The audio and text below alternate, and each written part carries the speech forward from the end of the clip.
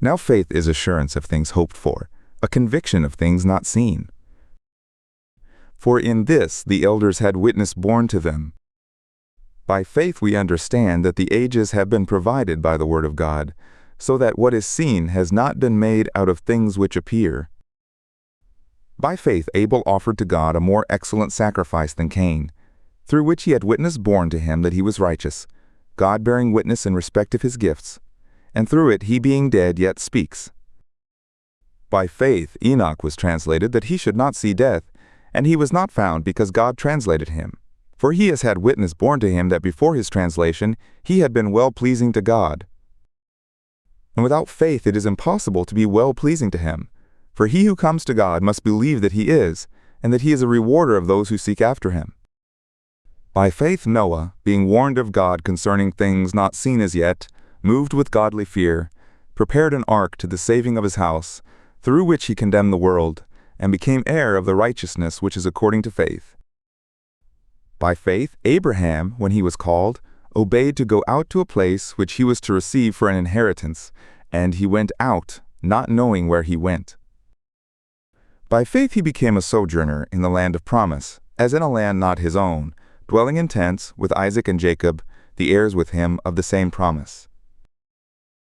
For he looked for the city which has the foundations, whose craftsman and builder is God.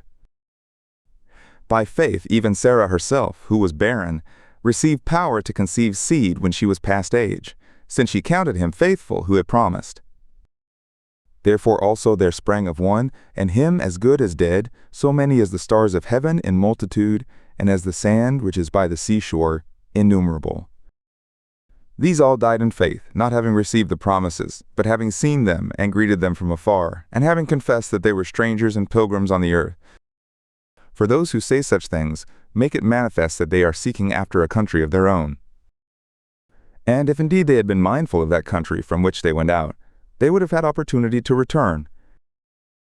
But now they desire a better country, that is, a heavenly. Therefore God is not ashamed of them, to be called their God, for he has prepared for them a city. By faith Abraham, being tried, offered up Isaac, and he who had gladly received the promises was offering up his only begotten. Even he to whom it was said, "In Isaac will your seed be called," accounting that God is able to raise up, even from the dead, from where he did also in a figure receive him back. By faith Isaac blessed Jacob and Esau, even concerning things to come. By faith Jacob, when he was dying, blessed each of the sons of Joseph, and worshipped, leaning on the top of his staff. By faith Joseph, when his end was near, made mention of the departure of the sons of Israel, and gave commandment concerning his bones. By faith Moses, when he was born, was hid 3 months by his fathers, because they saw he was a goodly child, and they were not afraid of the king's commandment.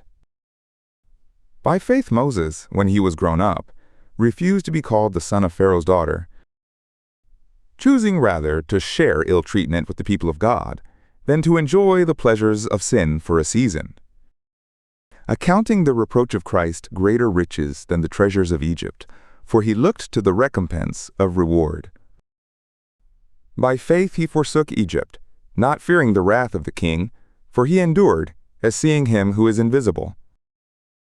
By faith he kept the Passover and the sprinkling of the blood, that the destroyer of the firstborn should not touch them. By faith they passed through the Red Sea as by dry land, which the Egyptians assaying to do were swallowed up. By faith the walls of Jericho fell down, after they had been circled for 7 days. By faith Rahab the prostitute did not perish with those who were disobedient, having received the spies with peace. And what shall I say more? For the time will fail me if I tell of Gideon, Barak, Samson, Jephthah, of David and Samuel and the prophets, who through faith subdued kingdoms, worked righteousness, obtained promises, stopped the mouths of lions, quenched the power of fire, escaped the edge of the sword, from weakness were made strong, waxed mighty in war, turned to flight armies of aliens. Women received their dead by a resurrection, and others were tortured, not accepting their deliverance, that they might obtain a better resurrection. And others had trial of mockings and scourgings, yes, moreover of bonds and imprisonment. They were stoned, they were sawn apart, they were slain with the sword.